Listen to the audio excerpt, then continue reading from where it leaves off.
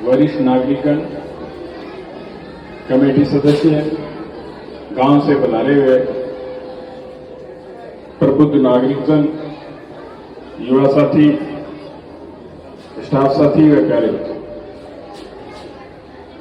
सभी को विद्यालय प्रांगण में पधारने पर और आज के कार्यक्रम हेतु बच्चों का हौसला अफजाई करने और विद्यालय का मान बढ़ाने पर आपका बहुत बहुत हार्दिक आभार व्यक्त करता हूं। पूरे विद्यालय की तरफ, परिवार की तरफ से आपका अभिनंदन करता हूं।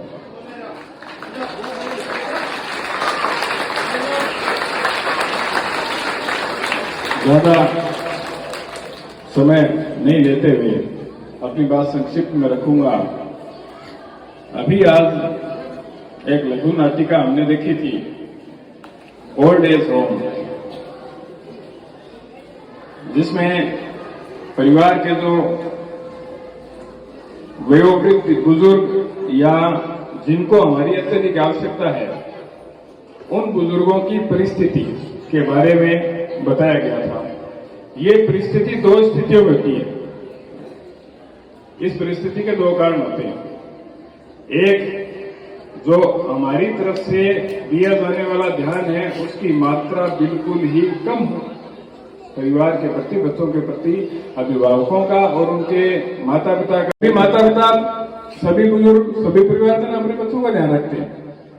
कोई भी किसान है वो अपनी खेती का ध्यान रखता है, कोई भी किसान है वो अपने पशुओं का ध्यान रखता है, कोई भी अध्यापक है वो अपने बच्चों का ध्यान रखता है, कोई भी दुकानदार है वो अपने ग्राहकों का ध्यान रखता है। ये सबके साथ, सिर्फ उनके साथ नहीं है, ये सबके साथ है।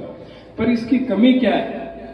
एक किसान है, उसके उतनी मेहनत करता है परंतु अनाज कम होता है, और दूसरा किसान है उतनी ही मेहनत करता है और उसके अनाज ज्यादा होता है। एक कारीगर है, उतनी मेहनत करता है, उसका सामान इतना सुंदर नहीं है, और दूसरा कारीगर है वो भी उतनी मेहनत करता है, उसका सामान अधिक सुंदर है। एक दुकानदार है, वो भी समय पर दुकान खोलता है और समय पर बंद करता है, पर एक सा ही सामान बेचते हैं, पर एक की बिक्री ज्यादा है, एक की बिक्री कम है, और दोनों का रेट एक है। हर जगह पे ये है, हर विद्यालय में। थोड़ी कंठों में समस्या है, इसलिए आपको मैं ज्यादा नहीं बताऊंगा, पर जो आज का जो भाव है ना, उसमें मैं थोड़ी सी बात बताऊंगा आपको। ये सबके लिए लागू है। जो संतान पैदा करते हैं और जो संतान का पालन पोषण करते हैं, जो जीवों का पालन करते हैं, जो खेती करते हैं, जो व्यवसाय करते हैं, यानी जो कर्म करता है, उस सब के ऊपर ये बात लागू है। सभी आदमी अपनी जिम्मेदारियों का निर्वहन करते हैं, पर फर्क कहाँ रहता है कि कुछ तो जिम्मेदारी थोड़ी कम कर देते हैं और कुछ जिम्मेदारी को बढ़ा देते हैं। जैसे अज्ञानवश, नशे के कारण, पारिवारिक परिस्थिति के कारण कोई अभिभावक अपने बच्चों पर पूरा ध्यान नहीं दे पाता, और एक ऐसा है जो बच्चों पे हद से ज्यादा ध्यान दे जाता है। एक तो वो है जो ध्यान नहीं दे पाते, और एक वो है जो हद से ज्यादा ध्यान दे पाते हैं। हम देखते हैं कई बच्चों को माता पिता इतने कंट्रोल में रखते हैं, उनका इतना ध्यान रखते हैं कि वो 25 वर्ष की आयु में पहुंच जाते हैं, तभी उनको पता नहीं है कि हमें सामग्री कहां से लानी है। अंबिका कॉलेज के ओम जी हमारे बीच पधारे हैं, मैं उनका हार्दिक अभिनंदन करता हूं।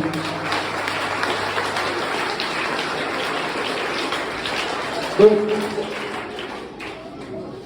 कब कितना ध्यान रखना है, इसका अगर संतुलन हमारे पास है ना, तो हमारे को वो दिन देखना नहीं पड़ेगा, चाहे वो पढ़ाई के संबंध में हो, चाहे खेती के संबंध में हो, चाहे पशुपालन के संबंध में हो, चाहे व्यापार के संबंध में हो, चाहे हमारी गृहस्थी के संबंध में।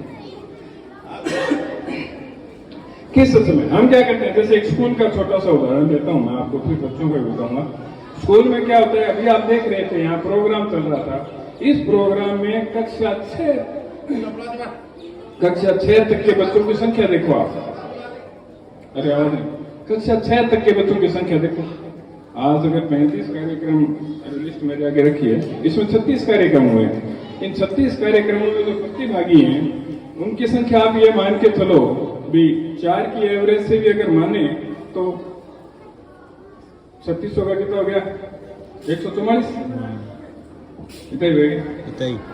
144 हो गया। तो 144 प्रतिभागी हैं।